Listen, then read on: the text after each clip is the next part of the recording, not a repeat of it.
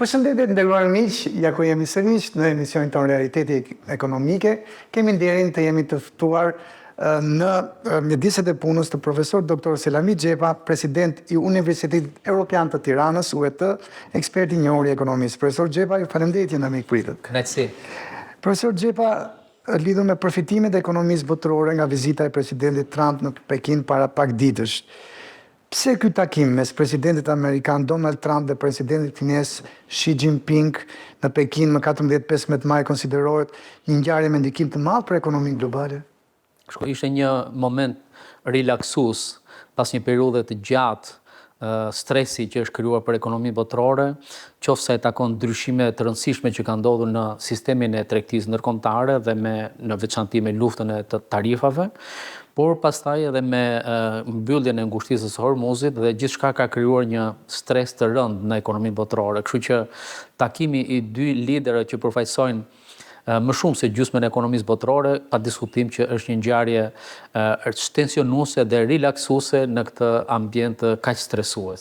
Profesor Xhepa, pse vendimet dhe mesazhet që dalin nga ky takim monitorohen me kaq vëmendje nga qeveritë, bizneset, bankat qendrore në të gjithë botën? Në gjykimin tuaj, çfarë rëndësie ka ky dialog SBA-Kin, dy ekonomitë më të mëdha të botës, sikurse përmendët dhe ju, për kontrollin e inflacionit global dhe çmimeve të madhrave?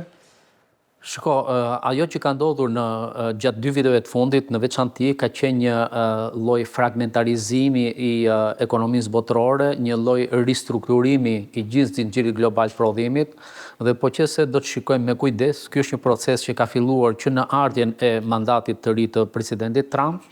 Një pjesë e rëndësishme e firma amerikane janë zhvendosur nga Kina drejt Indisë dhe vendeve tjera. Kompanitë kineze nga ana tjetër gjithashtu i kanë riorientuar zinxhirin e tyre të prodhimit kryesisht në vendet aziatike, në Vietnam dhe në vendet e tjera.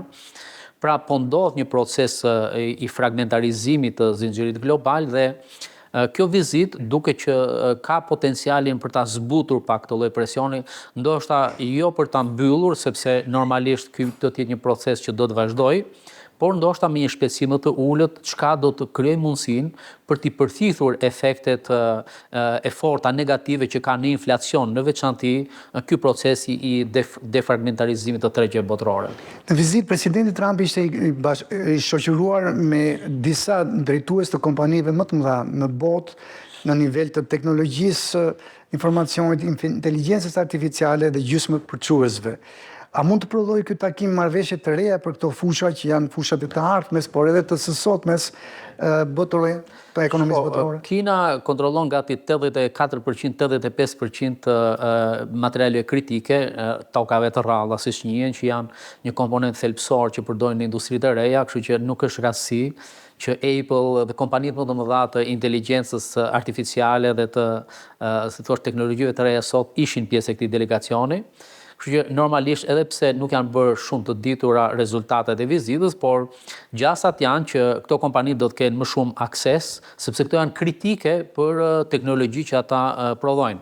Kështu që normalisht kjo vizitë besoj që do të ketë efekte pozitive, siç e thash edhe një herë, Kina ka qenë gjithmonë e matur në krimin e aksesit për ekonominë tjetër, për pjesën tjetër të botës në këto lloj materialesh dhe ndoshta kjo mund të krijojë premisa për një politikë më të butë ndoshta në të ardhmen. Ju folët për efektet, çfarë efektet mund të ketë ky dialog, sepse ne dimë që do takojnë sërish edhe 3 herë të tjera të dy drejtuesit në tregtim globale të energjisë. Ju përmendët krizën me bllokimin e ngushtisës së Hormuzit, përfshirë naftën, gazin dhe metalet strategjike? Shiko, një nga gjërat me të cilën dy presidentët janë dakordsuar është krijimi i bordit tregtisë dhe i bordit investimeve. Çka do të thotë edhe ndoshta disa marrëveshje tregtare duke që janë finalizuar, në veçanti për rritjen e aksesit të produkteve amerikane në Kinë, kryesisht produkte që janë sensitive në fushën e bujqësisë, pra siç janë sorgumi, soja, disa mishi. Nga ana tjetër, Kina ka premtuar gjithashtu që do të bëjë blerje të rëndësishme qoftë në fushën e avionëve, pra Boeing, në veçanti duket se do të jetë një nga dillet më të mëdha me gati 200 miliardë dollar, por nga ana tjetër do të ketë njëkohësisht edhe blerje gjithashtu me gjasa edhe në fushën e energjisë, e produkteve energjetike naftës, pra kryesisht. Shtetet e Bashkuara dihet tashmë që është një nga vendet prodhuese më të mëdha të botës, kështu që ajo që presidenti Trump po përpiqet të lobojë në vazhdimsi është që të shtohen eksportet amerikane të naftës, qoftë në Kinë, qoftë në Europë, që janë konsumatore të rëndësishme. Kështu që me gjasa do të pritet që të ketë një lloj ndoshta rigjallërimi të aktivitetit tregtar, pas një periudhe, siç e tham dhe siç e nënvizuam, pas një periudhe ndërprerje dhe kufizimi të rëndësishëm dhe serioz. Pyetja e parafundit për bisedën tonë sot, profesor Xhepa, a ndikon pozitivisht afrimi dhe përmirësimi i marrëdhënieve SBA-Kinë tek ekonomitë në zhvillim, duke përfshirë edhe vendin tonë? Shiko, ekonomia e Kinës dhe ekonomia e Shtetet e Bashkuara, siç e tham, udhëheqin rritjen e ekonomisë botërore dhe nga kjo pikpamje ajo se çfarë ndodh në këtë lloj detante ekonomike, pa diskutim që ka efekte serioze të rëndësishme për ekonominë në zhvillim.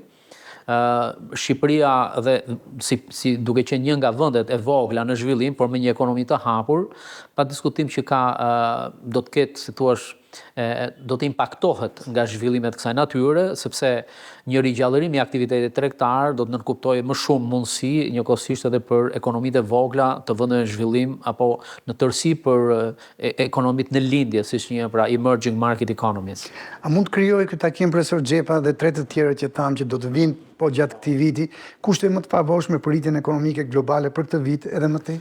Shko, rreziqet vazhdojnë që të mbeten shumë serioze dhe prezente, mos harrojmë që ajo që po ndodh në konfliktin me Iranin dhe mbyllja e ngushtisë së Hormuzit i ka rritur fort shqetësimet, sepse presionet për inflacion të lartë janë të shtuar, nga ana tjetër presionet për rënje të fortë ekonomike gjithashtu janë shtuar. Kështu që rreziqet vazhdojnë që të mbeten serioze, mundësitë e një stagflacioni, pra këtu do të kemi një rritje pothuajse zero ekonomike dhe me nivele të larta të inflacionit janë gjasat, pra janë të mëdha që do të kemi një situatë kësaj natyre. Kështu që mbetet shumë për të parë nga fakti se si do të dhe sa kohë do të marrë zgjidhja e konfliktit në linjën e mesme dhe kryesisht në mbylljen e ngushtisë së Hormuzit, sepse efekti nuk është vetëm tek nafta, por edhe tek zinxhiri i produkteve ushqimore, sepse shumë nga lëndët kimikate të ndryshme për bujqësi kalojnë gjithashtu prodhohen në këtë zonë dhe tregtohen nëpërmjet këtij kanali. Kështu që edhe efektet më afat mesme dhe afat gjata do të vazhdojnë që të mbeten prezente. Profesor Xhepa, ju falenderit për këtë intervistë në mjediset tuaj. Faleminderit dhe ju. Të nderuar miq, ju falenderit që na ndoqët dhe mirupafshim takimet e ardhshme.